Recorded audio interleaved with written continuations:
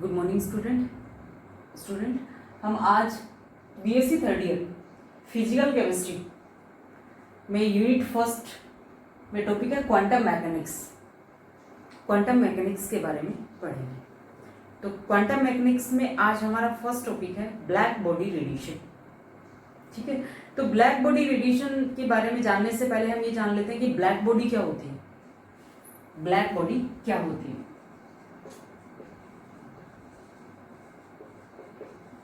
Black body क्या होती है?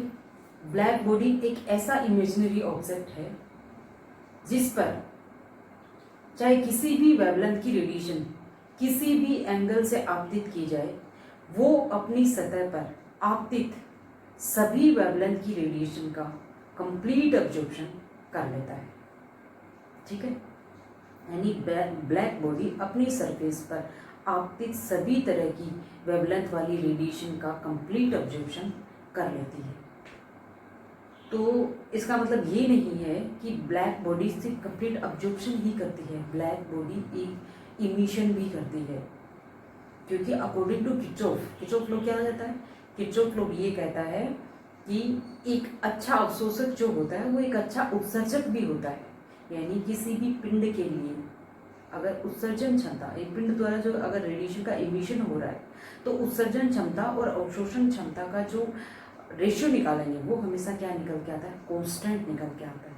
ठीक है, तो ब्लैक बॉडी क्या है? एक अच्छा अवशोषक है, इसके साथ साथ क्या है? एक अच्छा उत्सर्जक भी है। तो ब्लैक बॉडी के लिए हम ऐसे भी बोल सकते हैं कि ब्लैक बॉडी एक ऐसा इमेजिनरी ऑब्जेक्ट है जो सभी तरह की वेवलेंथ का क्या करता है? इमिशन करता है। तो एज ए डेफिनेशन हम ब्लैक बॉडी के लिए क्या कहेंगे कि एक ऐसा इमेजिनरी ऑब्जेक्ट जो सभी तरह की वेवलेंथ वाली रेडिएशन का अब्जॉर्प्शन या इमिशन करे, ब्लैक बॉडी कहलाती है। ठीक है, यानी ब्लैक बॉडी के लिए अब्जॉर्बिटिविटी का मान क्या होगा? 1 होगा। कैसे? क्योंकि ब्लैक बॉडी क्या करती है? ब्लैक बॉडी जो भी रेडिएशन इसकी सरफेस पे आपतित होती है, उन सारी रेडिएशन का क्या कर लेती है? अब्जॉर्प्शन कर लेती है। No reflection, no transmission. ठीक है, ओनली अब्जॉर्प्शन। जब भी किसी, फॉर एग्जाम्पल ये कोई ऑब्जेक्ट है, जब भी किसी ऑब्जेक्ट से कोई भी रेडिएशन इंटरेक्ट होती है तो रेडिएशन का कुछ पार्ट जो होता है वो रिफ्लेक्ट हो जाता है, कुछ पार्ट उस ऑब्जेक्ट द्वारा अब्जॉर्ब कर लिया जाता है और रिमेनिंग पार्ट जो होता है वो उस ऑब्जेक्ट से ट्रांसमिट हो जाता है।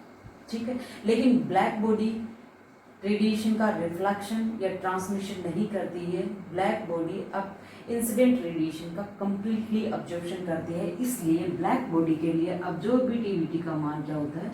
1 आता है। अब्जॉर्बिटिविटी का मतलब क्या हुआ? अब्जॉर्ब्ड रेडिएशन की इंटेंसिटी अपॉन इंसिडेंट रेडिएशन की इंटेंसिटी का मान क्या आएगा? 1 आएगा। क्योंकि रिफ्लेक्टिविटी और ट्रांसमिटिविटी का मान क्या होता है? 0 होता है। रिफ्लेक्टिविटी का मतलब क्या है? IR अपॉन I नोट, और ट्रांसमिटिविटी का मतलब क्या है? IT upon I note. ठीक है, रिफ्लेक्टेड लाइट की intensity divided by incident light की इंटेंसिटी। रिफ्लेक्टेड लाइट क्या है? 0 है। लाइट रिफ्लेक्ट हो ही नहीं रही ब्लैक बॉडी से, तो ये 0 है, तो इसका मतलब ये वैल्यू क्या आ गई? 0 आ गई। रिफ्लेक्टिविटी क्या आ गई? 0। ट्रांसमिटेड लाइट क्या है? 0 है, तो IT अपॉन I नोट का मान क्या आ गया? 0। तो रिफ्लेक्टिविटी और ट्रांसमिटिविटी का मान ब्लैक बॉडी के लिए क्या होता है? 0 होता है, और अब्जॉर्बिटिविटी का मान क्या होता है? 1 होता है। तो जो ब्लैक बॉडी होती है, ब्लैक बॉडी का मतलब ये नहीं होता है कि वो ब्लैक कलर की होती है। ठीक है, ब्लैक बॉडी को ब्लैक बॉडी क्यों कहते हैं? ब्लैक बॉडी को ब्लैक बॉडी इसलिए कहा जाता है क्योंकि ब्लैक बॉडी जो होती है वो अपनी सरफेस पे इंसिडेंट सारी लाइट रेडिएशन, सारी की सारी वेवलेंथ वाली रेडिएशन का क्या कर लेती है? अब्जॉर्प्शन कर लेती है। कोई भी रेडिएशन रिफ्लेक्ट नहीं करती है। इसकी वजह से ब्लैक बॉडी हमें नॉर्मल टेम्परेचर पे दिखाई नहीं देती। बट जैसे जैसे ब्लैक बॉडी का टेम्परेचर इंक्रीज करेंगे तो खुद के टेम्परेचर की वजह से खुद के ब्लैक बॉडी खुद के टेम्परेचर की वजह से थर्मल इक्विलिब्रियम की कंडीशन में इलेक्ट्रोमैग्नेटिक रेडिएशन का इमिशन करेगी और जिसकी वजह से ब्लैक बॉडी हमें चमकती हुई दिखाई देगी। ठीक है, तो ब्लैक बॉडी का मतलब ये नहीं है कि वो ब्लैक कलर की होती है। ब्लैक बॉडी का मतलब ये है कि वो नॉर्मल टेम्परेचर पर हमें दिखाई नहीं देती, क्योंकि वो कोई भी रेडिएशन है, कोई भी रेडिएशन का रिफ्लेक्शन नहीं करती है। ठीक है, टोटली जो रेडिएशन है उनको अब्जॉर्ब कर लेती है, इसलिए वो नॉर्मल टेम्परेचर पे दिखाई नहीं देती। लेकिन जैसे जैसे उसका टेम्परेचर इंक्रीज करते हैं तो वो खुद के टेम्परेचर की वजह से थर्मल इक्विलिब्रियम की कंडीशन में इलेक्ट्रोमैग्नेटिक रेडिएशन इमिट करेंगे और ये इलेक्ट्रोमैग्नेटिक रेडिएशन जैसे ही विजिबल रीजन की तरफ मूव करेंगे, यानी जैसे विजिबल रीजन में आएंगे, तो ये ब्लैक बॉडी हमें चमकती हुई दिखाई देगी। ठीक है, तो ये तो होती है ब्लैक बॉडी। ठीक है, ब्लैक बॉडी यानी इस तरह का कोई इमेजिनरी ऑब्जेक्ट होता है जो सब तरह की वेवलेंथ का इमिशन या ऑब्जॉर्प्शन करता है। ठीक है, और एक जो ब्लैक बॉडी होती है उसे हम प्रैक्टिकली कैसे बना सकते हैं, तो देखिए मान लीजिए ये कोई मेटल कैविटी है। इस मेटल कैविटी में मैंने यहाँ पे एक पिन होल कर दिया। ठीक है, इस मेटल कैविटी के अंदर की साइड में मैंने क्या किया, ब्लैक कलर से कोटिंग कर दी।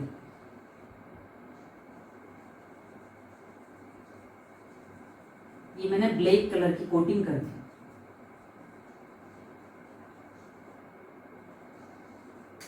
मेटल कैविटी, और ये क्या है, ब्लैक कोटिंग। ठीक है, अब मैंने क्या किया, इस पिन होल पर इलेक्ट्रोमैग्नेटिक रेडिएशन इंसिडेंट की, इलेक्ट्रोमैग्नेटिक रेडिएशन आपतित की। तो ये इलेक्ट्रोमैग्नेटिक रेडिएशन इस पिन होल से होते हुए इस मेटल कैविटी के अंदर आ जाएंगे और मेटल कैविटी की दीवार से आके टकराएंगे। इस मेटल कैविटी की दीवार से रेडिएशन का कुछ पार्ट अब्जॉर्ब कर लिया जाएगा और शेष पार्ट क्या कर दिया जाएगा, रिफ्लेक्ट कर दिया जाएगा। ये जो प्रोसीजर है ये बार बार होता रहेगा, यानी कि जो मल्टी रिफ्लेक्शन होते रहेंगे और ये मल्टी रिफ्लेक्शन तब तक होते रहेंगे जब तक ये जो इलेक्ट्रोमैग्नेटिक रेडिएशन है ये कंप्लीटली अब्जॉर्ब नहीं हो जाती। ठीक है, फाइनली क्या होगा कि इस पिन होल में जो भी इलेक्ट्रोमैग्नेटिक रेडिएशन गई, इस पिन होल से जो भी इलेक्ट्रोमैग्नेटिक रेडिएशन मेटल कैविटी के अंदर इंटर कर गई, वो इलेक्ट्रोमैग्नेटिक रेडिएशन बाहर नहीं आएगी। यानी हम कह सकते हैं पिन होल में जो भी इलेक्ट्रोमैग्नेटिक रेडिएशन गई वो इलेक्ट्रोमैग्नेटिक रेडिएशन बाहर नहीं आई, वो कंप्लीटली अब्जॉर्ब हो गई। इसलिए ये जो पिन होल है वो एज ए ब्लैक बॉडी का काम करता है। ठीक है, ये जो पिन होल है ये किसका काम करता है, as a black body.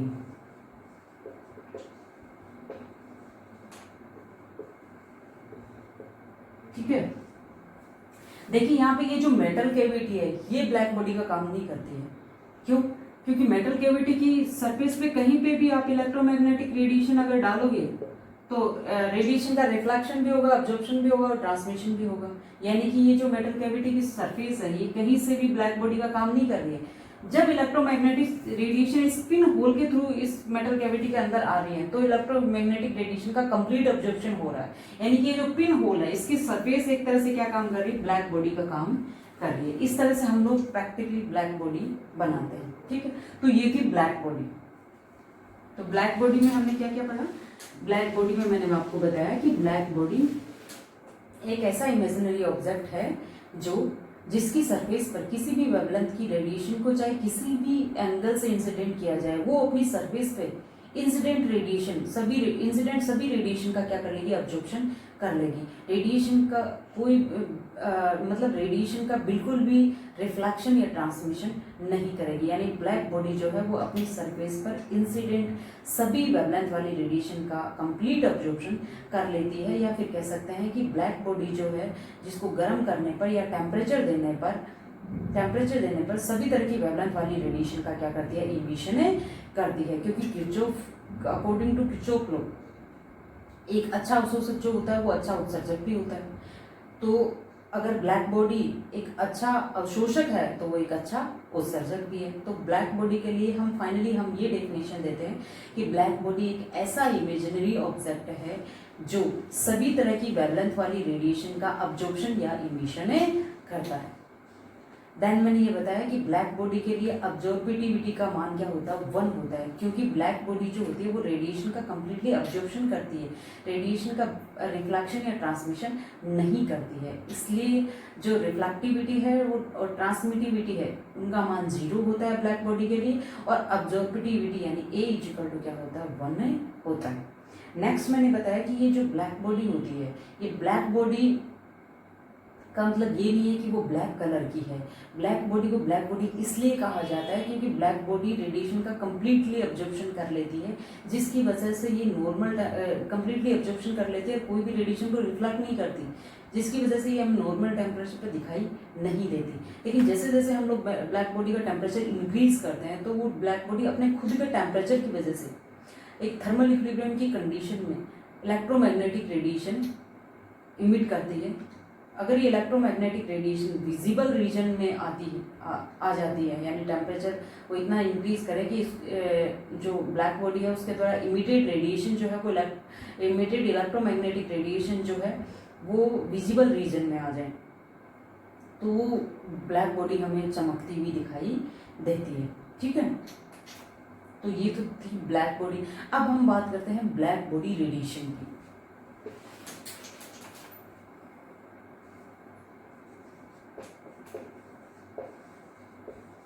Black body radiation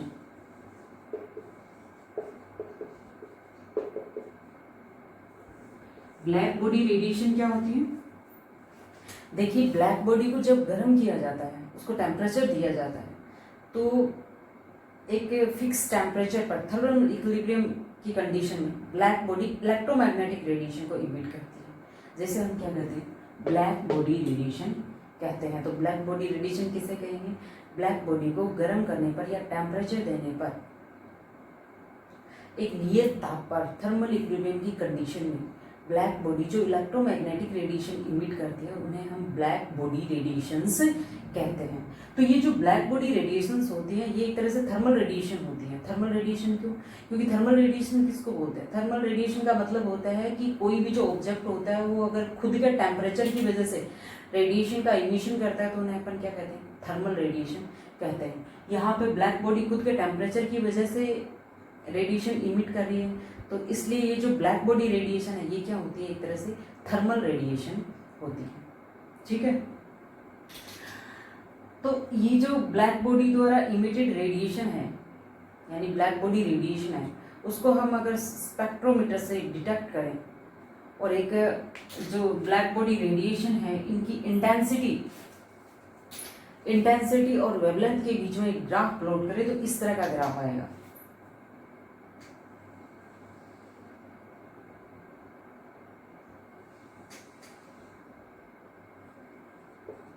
wavelength,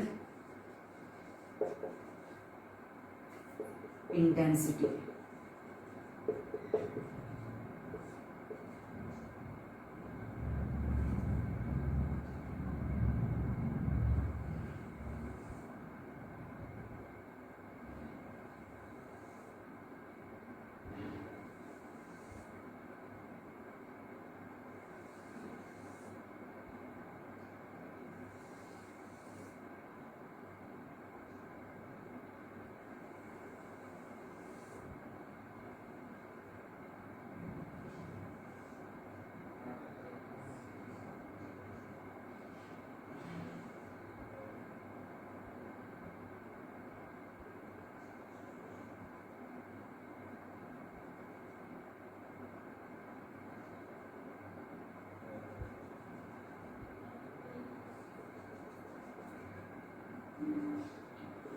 T2, T3, T4, T5, T6। ठीक है, यानी मैंने क्या किया, ब्लैक बॉडी का टेम्परेचर पहले T1 इंक्रीज किया और T1 इंक्रीज करने के बाद T1 टेम्परेचर पर थर्मल इक्विलिब्रियम की कंडीशन में जो ब्लैक बॉडी रेडिएशन इमिट हुई उन ब्लैक बॉडी रेडिएशन की वेवलेंथ और इंटेंसिटी के बीच में ग्राफ प्लॉट किया, तो इस तरह का ग्राफ है।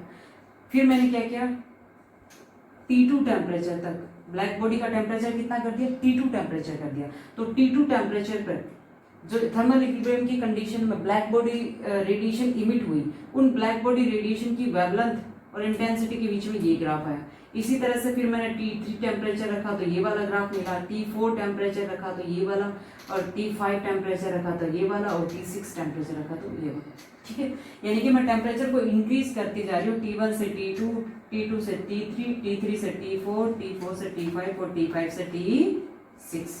ठीक है, एक पर्टिकुलर टेम्परेचर पर थर्मल इक्विलिब्रियम की कंडीशन में जो ब्लैक बॉडी रेडिएशन इमिट हो रही है, उन ब्लैक बॉडी रेडिएशन की वेवलेंथ और इंटेंसिटी के बीच में ग्राफ प्लॉट किया है मैंने। जैसे T1 टेम्परेचर, फिर मैंने ब्लैक बॉडी का टेम्परेचर इंक्रीज करके T2 कर दिया, और T2 टेम्परेचर पर थर्मल इक्विलिब्रियम की कंडीशन में जो भी ब्लैक बॉडी रेडिएशन इमिट हुई, उनके वेवलेंथ और इंटेंसिटी के बीच में ये वाला ग्राफ मिला। इसी तरह से T3 टेम्परेचर पर ब्लैक बॉडी रेडिएशन का ये वाला ग्राफ मिला, और T4 टेम्परेचर पर ये वाला ग्राफ मिला। ठीक है, तो इस ग्राफ से हम क्या समझते हैं, देखिए फर्स्ट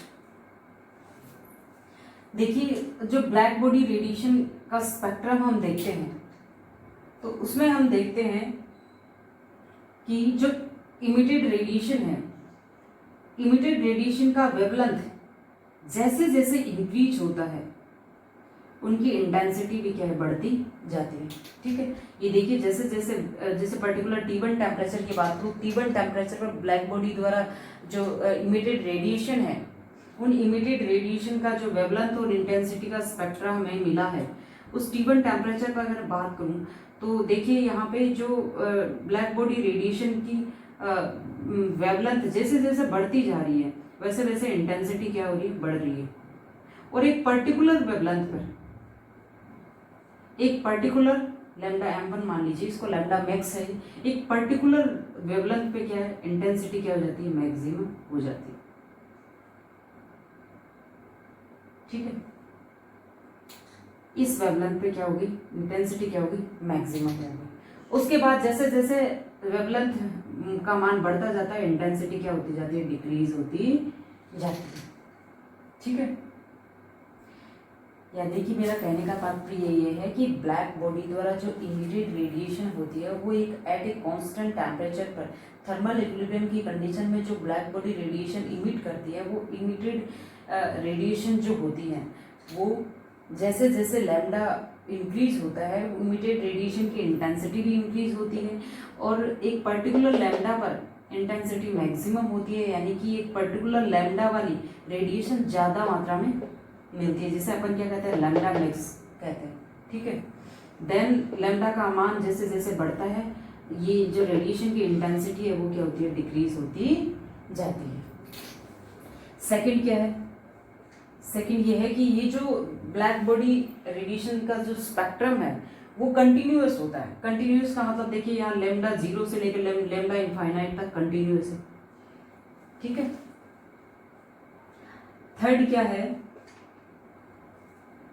थर्ड देखिए कि ये जो स्पेक्ट्रम होता है, यानी ब्लैक बॉडी रेडिएशन का जो स्पेक्ट्रम होता है, वो ब्लैक बॉडी के टेम्परेचर पे डिपेंड करता है, यानी ब्लैक बॉडी के शेप, साइज, कंपोजिशन इस पे डिपेंड नहीं करता है।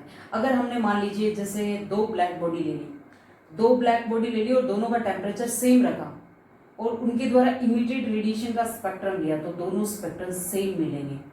अगर दोनों ब्लैक बॉडियों का टेम्परेचर हमने सेम रखा है, तो जो स्पेक्ट्रा अपने को मिलेंगे, दो स्पेक्ट्रा, वो एकदम सेम मिलेंगे, यानी कि हम कह सकते हैं कि ब्लैक बॉडी स्पेक्ट्रा जो होता है, वो ब्लैक बॉडी के टेम्परेचर पे डिपेंड करता है।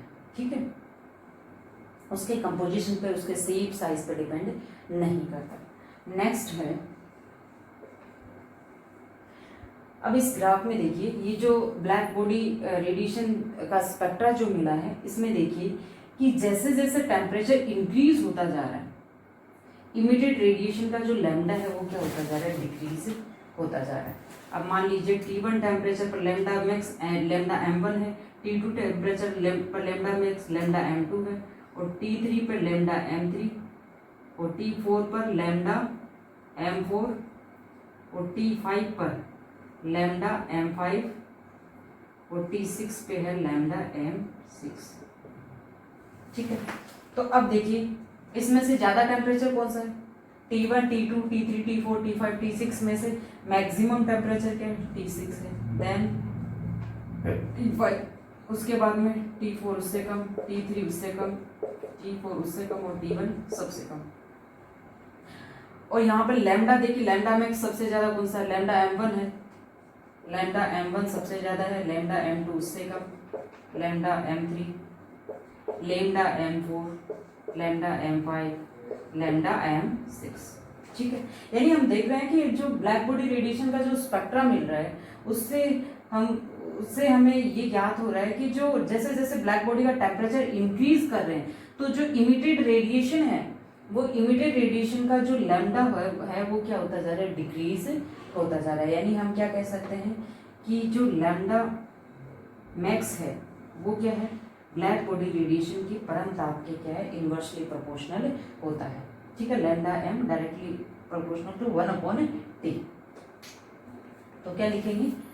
Lambda M into T equal to होगा बी। बी क्या है? एक कांस्टेंट है, जैसे विंस कांस्टेंट कहते हैं। बी क्या है? कांस्टेंट है, जिसे क्या कहते हैं? विंस कांस्टेंट कहते हैं, जिसका वैल्यू होता है 2.93 इंटू 10⁻⁻2 मीटर केल्विन। ठीक है, इसको हम क्या कहते हैं? विंस लॉ कहते हैं। विंस लॉ क्या कहता है? विंस लॉ ये कहता है कि ब्लैक बॉडी द्वारा जो इमिटेड रेडिएशन है, इमिटेड रेडिएशन का जो तरंगदैर्घ्य होता है, इमिटेड रेडिएशन का जो तरंगदैर्घ्य होता है वो उस ब्लैक बॉडी के टेम्परेचर के इनवर्सली प्रोपोर्शनल होता है। ठीक है, नेक्स्ट है फिफ्थ पॉइंट। क्या है?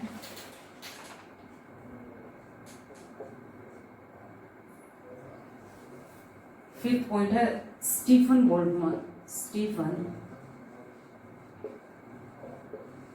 Boltzmann law. ये नियम क्या कहता है? स्टीफन बोल्ट्जमान लॉ ये कहता है कि ब्लैक बॉडी द्वारा इमिटेड रेडिएशन की जो एनर्जी है, ब्लैक बॉडी द्वारा इमिटेड रेडिएशन यानी ब्लैक बॉडी रेडिएशन की जो एनर्जी है वो उस ब्लैक बॉडी के परम ताप के क्या है? परम ताप के फोर्थ पावर के डायरेक्टली प्रोपोर्शनल होती है, यानी E डायरेक्टली प्रोपोर्शनल T की पावर 4। तो E इक्वल टू लिखेंगे सिग्मा T4। सिग्मा क्या है? यहाँ पे सिग्मा है स्टीफन बोल्ट्जमान कांस्टेंट। ठीक है, सिग्मा क्या है? कांस्टेंट है, स्टीफन बोल्ट्जमान कांस्टेंट है, जिसका वैल्यू कितना होगा? 5.67 इंटू 10⁻⁻8 वाट मीटर की -2 केल्विन -4। ठीक है, तो ये था ब्लैक बॉडी रेडिएशन और ब्लैक बॉडी रेडिएशन स्पेक्ट्रम। ठीक है, आज के लिए इतना ही। Thank you.